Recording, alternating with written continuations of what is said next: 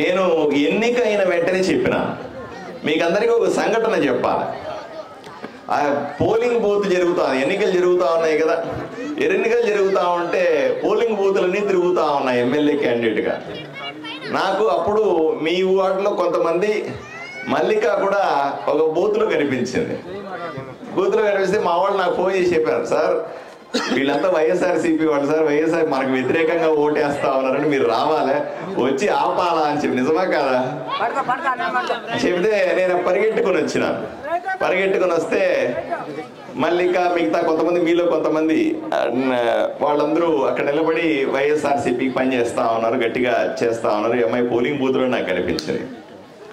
నాకు ఇప్పుడే గుర్తు, మల్లిక దగ్గరికి పోయి చేతులెత్తి దండం పెట్టిన. మల్లిక అమ్మ, నాకు అర్థం చేసుకో, నువ్వు ప్రజాస్వామ్యం ఇది, ఎవరు ఎవరికైనా ఓటేసుకోవచ్చు, నాకు అభ్యంతరం ఏం లేదు. మీరు వైసీపీకి పని చేసినా ఇంకోటి చేసినా నాకు ఇబ్బంది ఏమీ లేదు, కానీ జనాల్ని ఇబ్బంది పెట్టమా కానీ చేతులెత్తి మొక్కినాను. నిజమా కాదా మీరందరూ చూశారు. తర్వాత ఆమె లేదంటే నేను అట్లేం చేయలేదండి, బయటకు వచ్చేసాను. తర్వాత అరుణ్జ్యోతి నగర్ లో కూడా నాకు మెజారిటీ ఇచ్చినారు మీరంతా కలిపి. ఎన్నికలు అయిపోయి బాక్సులు ఓపెన్ చేస్తే కౌంటింగ్ టైంలో ఒక్క దాంట్లో కూడా తక్కువ రాలే. అట్లా ప్రతి రౌండ్ 19 రౌండ్లు ఉన్నాయి. 19 రౌండ్లో కూడా ఏ బాక్స్ ఓపెన్ చేసినా మెజారిటీ, ఏ బాక్స్ ఓపెన్ చేసినా మెజారిటీ.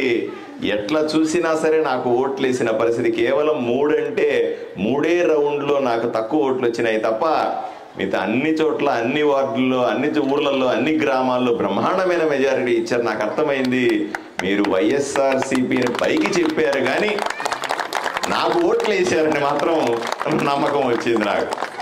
ఎవరికో భయపడి, ఎవరో ఏమో అంటారని, బెదిరిస్తారని, కొడతారని, తిడతారని, పోలీస్ కేసులు పెడతారని, ఎవరినో దృష్టిలో పెట్టుకొని మీరు భయపడి అప్పుడు చెప్పలేకపోయి ఉండొచ్చు. కానీ మీరు మనసులో నన్ను పెట్టుకొని నాకు ఓట్లేసి దీవించినారన్న విషయాన్ని నేను ఓట్ల బాక్సులు ఓపెన్ చేసినప్పుడు చూసుకున్నాను. మేము అందరికీ కూడా ఆ విషయం మీద కృతజ్ఞత తెలుపుతా ఉన్నాను. చాలా మంది ఇప్పుడు మల్లిక మళ్ళీ ఎలక్షన్లు అయిన తర్వాత నా దగ్గరికి వచ్చింది, అన్నా మీ దగ్గర చేరతాను నేను బీజేపీలో. నేను ఆమెను సూటిగా అడిగిన, అమ్మా నీకు ఏం కావాలి, నువ్వు నా దగ్గర చేరుతావు బాగానే ఉంది, నన్ను కండువా ఏమంటున్నావు బాగానే ఉంది, నా అడుగు జాడలు నడుస్తానంటున్నావు బాగానే ఉంది, ఏం కావాలి నీకు? అన్నా నేనైతే దైవ ప్రామాణికంగా చెప్తా ఉన్నానా, నేను ఏమీ ఆశించి నీ దగ్గరికి రాలేదన్నా, మా ఊరి బాగు చేస్తావన్న ఏకైక కారణంతో వచ్చానన్నా అని చెప్పింది ఆమె. ఆ మాట చెప్పడం వల్ల మల్లిక నాకు నచ్చింది.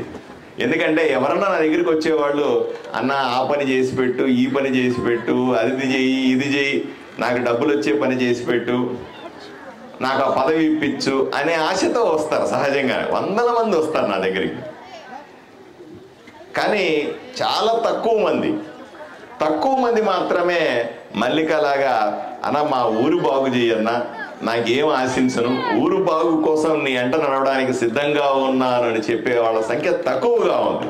వాళ్ళల్లో ఈమె ఉంది కాబట్టే నేను ఈరోజు ఒప్పుకున్నాను, ఆమెకు కండువా కప్పినారన్న విషయాన్ని మీకు తెలియజేస్తాను. ఈ సందర్భంగా మీకు స్పష్టత కూడా ఇస్తాను. మీతో పాటుగా 42 వార్డుల్లో ఉన్నవాళ్ళు, 43 గ్రామాల్లో ఉన్నటువంటి ప్రజలకందరికీ నేను చెప్తా ఉన్నా, ఎన్నికలు అయ్యేదాకానే రాజకీయాలు, ఎన్నికలు అయిపోయిన తర్వాత ఇంకా మనకు రాజకీయాలతో ఏం పని? ఆలోచన చేయండి. పార్టీలతో ఏం పని? ఒకే ఒక్క పార్టీ ఉండాలి మనకి, అది ఆదోనిని అభివృద్ధి చేసే పార్టీ. ఒకే ఒక నాయకత్వం ఉండాలి, ఆదోనిని బాగు చేసేటువంటి నాయకత్వం. మీ ద్వారా, ఇక్కడున్న మీడియా ద్వారా, ఇక్కడున్న అరుణ్జ్యోతి నగర్లో వచ్చినటువంటి 1500 మంది కార్యకర్తలు, లేకపోతే అక్కలు, చెల్లెళ్ళు, అమ్మల సాక్షిగా మీ ద్వారా నేను ఆదోనిలో ఉన్న 2,50,000 మందికి సందేశం ఇస్తా ఉన్నాను. ఎవరెవరైతే ఆదోనిని బాగు చేసుకోవాలనుకుంటున్నారో, ఆదోని అభివృద్ధి చేయాలనుకుంటున్నారో, నేను రాత్రి పగలు కష్టపడతా ఉన్నాను. రోజుకు 15 గంటలు పని చేస్తా ఉన్నాను. నాకు సహకరించి ఆదోని అభివృద్ధిలో నేను కూడా భాగస్వామిగా ఉండాలా, నేను కూడా ఒక చెయ్యి వేస్తాననుకున్న వాళ్ళు అందరూ కూడా పార్టీలకు అతీతంగా కదలి రావాల్సిందిగా నేను ఈరోజు మీ ద్వారా పిలుపునిస్తా ఉన్నాను. ఎన్నికలప్పుడు ఆ పార్టీ ఈ పార్టీ దానికి ఓటేసి అవన్నీ అయిపోయినాయి. నేను స్పష్టంగా చెప్తా ఉన్నాను, నాకు ఈరోజు మీరు ఓటేశారా లేదా అన్నది పూర్తి అసలు సంబంధమే లేదు. నాకు ఓటు వేసి ఉండవచ్చు, నాకు వ్యతిరేకంగా ఓటు వేసి ఉండవచ్చు, అయినా దాన్ని పట్టించుకోను. ఈరోజు నేను ఎమ్మెల్యే అంటే ఈ ఊరికి ప్రథమ పౌరుడిని. ఈరోజు నేను ప్రథమ పౌరుడిగా ఈ ఊరిలో ఉన్నటువంటి 2,50,000 మందిని కన్నబిడ్డల్లాగా చూసుకోవాల్సిన పరిస్థితి ఉంది.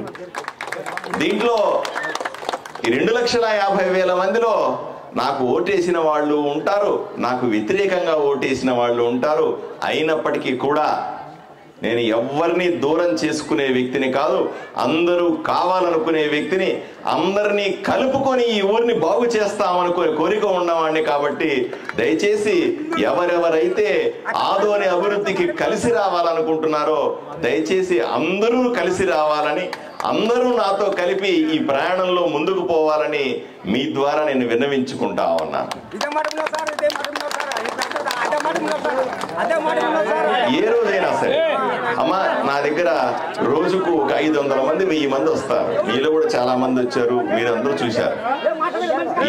ఇన్ని వందల మంది, ఇన్ని వేల మంది వచ్చి ఏదో ఒకటి అడుగుతారు. ఏ కార్యక్రమం అయినా సరే ఒక అమ్మ వచ్చి ఒకటి అడుగుతుంది, ఒక తమ్ముడు వచ్చి ఒకటి అడుగుతాడు, ఒక అన్న వచ్చి ఇంకోటి సాయం చేయమంటాడు, ఇంకొకరు వచ్చి నాకు కష్టం వచ్చిందని బోరుని ఏడుస్తారు, ఇంకొకరు వచ్చి నాకు అన్యాయం చేసినారంటారు, ఇంకొకరు వచ్చి నా స్థలాన్ని లాక్కున్నాడు అంటారు, ఇంకొంతమంది పెన్షన్ కావాలంటారు, కొంతమంది ఇల్లు కావాలి. వీళ్ళందరినీ కూడా నేను ఏ రోజు కూడా నువ్వు టీడీపీనా, జనసేననా, భారతీయ జనతా పార్టీనా, వైఎస్ఆర్సీపీనా, కమ్యూనిస్ట్ అని ఏ రోజు అడగలేదు ఈ 15 రోజులు అన్న విషయాన్ని మీకు తెలియజేస్తా ఉన్నా. నాకు ఈ పార్టీ లేదు, ఆ పార్టీ లేదు.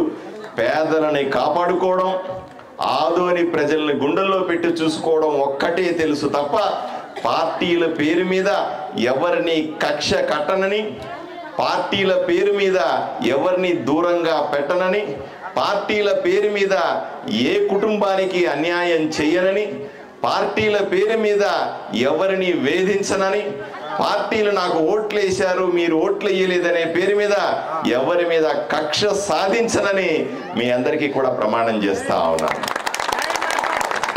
నిన్నటిదాకా మీరు ఏ పార్టీలో అయినా ఉండవచ్చు, నిన్నటిదాకా ఏ పార్టీ జెండా అన్నా మోసి ఉండవచ్చు, నిన్నటిదాకా మీరు ఏ పార్టీకి ఓటైనా వేసి ఉండవచ్చు, నిన్నటిదాకా ఏ నాయకుడి వెనకాలన్నా తిరిగి ఉండవచ్చు.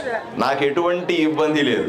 ఈ రోజు నుంచైనా సరే ఆదోని ప్రజలందరూ కూడా ఒకే మాట మీదకి రండి, అందరూ కూడా ఒకే బాటలో నడవండి, అందరూ కూడా ఒకరినొకరు సహకరించుకొని ఎటువంటి గూండాయిజం లేని, ఎటువంటి రౌడీయిజం లేనటువంటి, ఎటువంటి కబ్జాలు లేనటువంటి, ఎవరిని ఇబ్బంది లేనటువంటి రాజకీయాన్ని ఆదోనిలో నడుపుదాం. అందరూ సుఖశాంతులతో ఉండాలని మిమ్మల్ని అందరినీ కోరుకుంటా ఉన్నాను.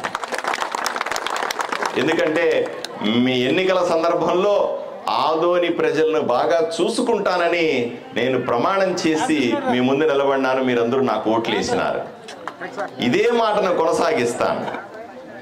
ఎవరికి మళ్ళీ చెప్తా ఉన్నా, ఎవరికి ఏ కష్టం వచ్చినా నష్టం వచ్చినా దయచేసి ఎవరికి ఇబ్బంది ఉన్నా నన్ను ఎప్పుడూ కూడా ఒక ఎమ్మెల్యేగా చూడొద్దని, మీ ఇంట్లో కుటుంబ సభ్యుడిగా, మీ అన్నలాగానో మీ తమ్ముళ్ళలాగానో మీ కొడుకులాగానో చూడమని మిమ్మల్ని అందరినీ కూడా చేతులెత్తి వేడుకుంటా ఉన్నా.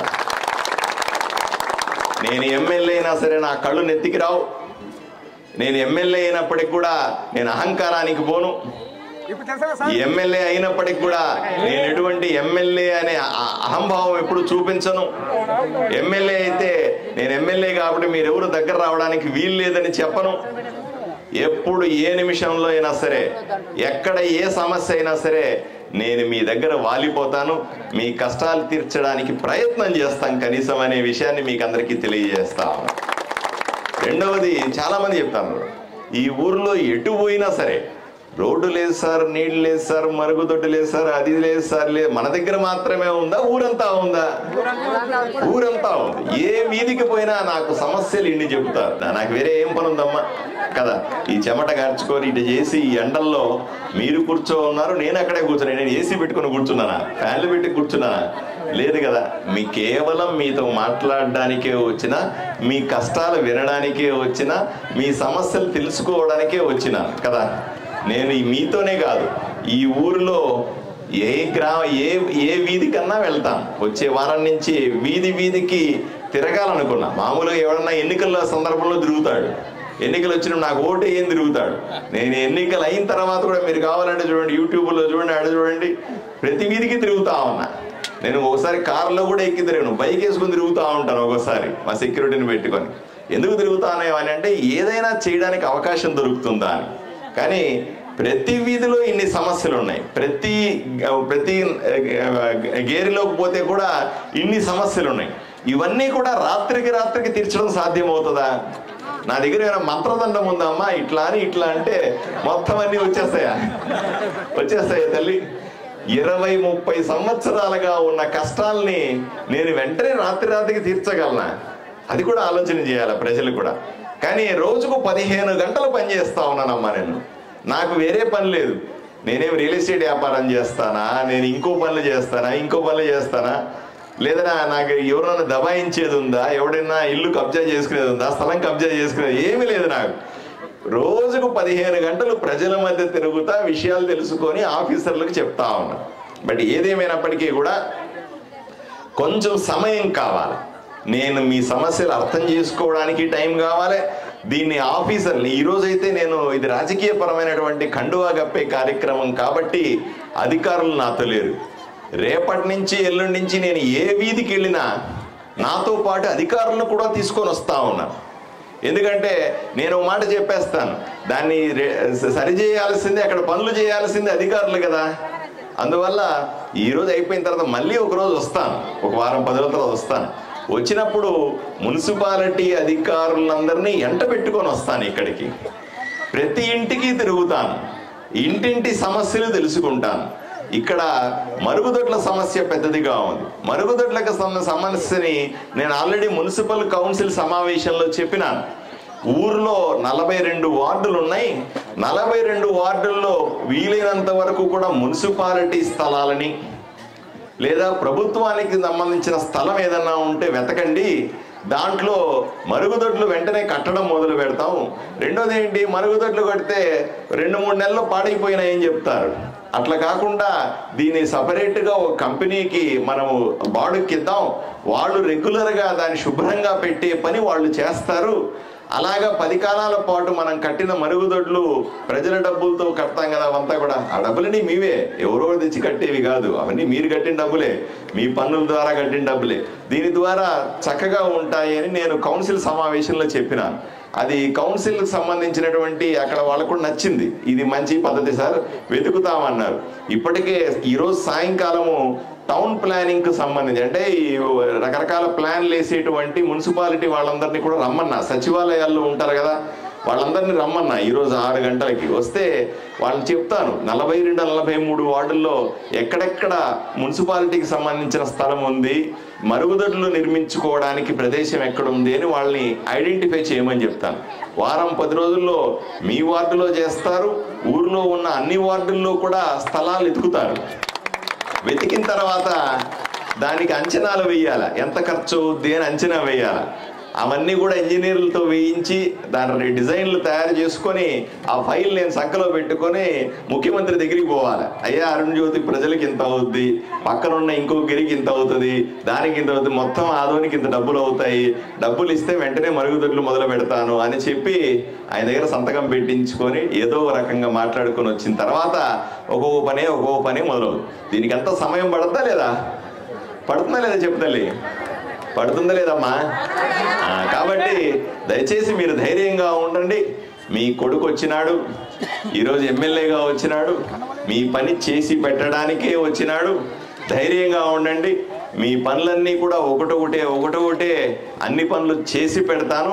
కొంత సమయం ఇవ్వాల్సిందిగా మీ అందరికీ కూడా విజ్ఞప్తి చేస్తా ఉన్నాను. ప్రజలందరికీ కూడా విజ్ఞప్తి చేస్తా ఉన్నాను. రెండవది మళ్ళీ చెప్తా, ఎవరికి కష్టం వచ్చినా నా దగ్గరికి రావాల్సి వస్తే ఎవరి రికమెండేషన్ అక్కర్లే. ఇంతకు ముందులాగే గేట్ల దగ్గర వచ్చి చెయ్యి కట్టుకొని నిలబడాల్సిన పనిలే. ఎవరికి ఏ కష్టం వచ్చినా నేరుగా నా దగ్గరికి రావచ్చు. ఎవరి రికమెండేషన్ లేకుండా రావచ్చు, అపాయింట్మెంట్ లేకుండా రావచ్చు. నేను ఊర్లో ఉంటే నేరుగా నా దగ్గర వచ్చి నా పక్కన కూర్చొని పనులు చేసుకొని వెంటనే వెళ్ళిపోవచ్చని మీ అందరికీ కూడా నేను తెలియజేస్తా ఉన్నా. ఎవరు భయపడద్దని, రాజకీయం మారిందని మాత్రం మీకు గట్టిగా చెప్తా ఉన్నా. ఒకప్పటి రాజకీయం లాగా ఉండదు. మీకోసం వచ్చే రాజకీయం వచ్చింది. ఇక్కడ అరుణ్ జ్యోతి నగర్లో భారతీయ జనతా పార్టీకి సంబంధించినటువంటి ఇంతకుముందు నాయకులంతా ఉన్నారు. ఇక్కడ ఈరోజు మల్లికా నాయకత్వంలో ఎంతో మంది ఇక్కడ నాయకులందరూ చేరారు. వీళ్ళందరూ కూడా మీ బాగు కోసం ప్రయత్నం చేస్తారు. వీళ్ళెవరూ కూడా తప్పు చేయరు అనుకుంటాను. వీళ్ళెవరన్నా తప్పు చేస్తే కూడా మీరు నాకు చెప్పండి, నేను వాళ్ళని దండించుకుంటాను. ప్రజలకు బాగు చేయాలని కోరుకుంటాను. నాకు నమ్మకం ఉంది. నాతో పాటు నడుస్తున్న వీళ్ళందరూ కూడా ఈ అరుణ్ జ్యోతి నగర్ బాగు కోసం, ఇక్కడ ప్రజలకు మంచి చేయడానికి పూర్తి స్థాయిలో ప్రయత్నం చేయాల్సిందిగా మిమ్మల్ని అందరినీ కూడా విజ్ఞప్తి చేస్తా ఉన్నాను, విన్నవించుకుంటా ఉన్నాను. తప్పనిసరిగా మీ ఇట్లా కూడా అనుకోవద్దండి. ఈరోజు వచ్చినాడు మల్లిక పెద్ద ప్రోగ్రాం పెట్టింది కాబట్టి వచ్చినాడు, మళ్ళీ ఎన్నికలప్పుడు 5 ఏళ్ళ తర్వాత వస్తాడు అనుకోవద్దు. అట్లా అనుకోవద్దండి. ప్రతి నెల వస్తాను మీ వీధికి, ప్రతి నెల మీ అరుణ్ జ్యోతి నగర్కి వస్తాను. ఎప్పుడు ఖాళీ ఉంటే అప్పుడు వచ్చి మిమ్మల్ని పలకరిస్తూ ఉంటాను. పనులవుతున్నప్పుడు వస్తాను, పని కాకపోయినా వస్తాను, అటు ఇటు ఇబ్బందులున్నా వస్తానని మీకు అందరికీ తెలియజేస్తూ ఈ అవకాశం ఇచ్చిన మీ అందరికీ కూడా ధన్యవాదాలు తెలియజేస్తాను. నమస్కారం.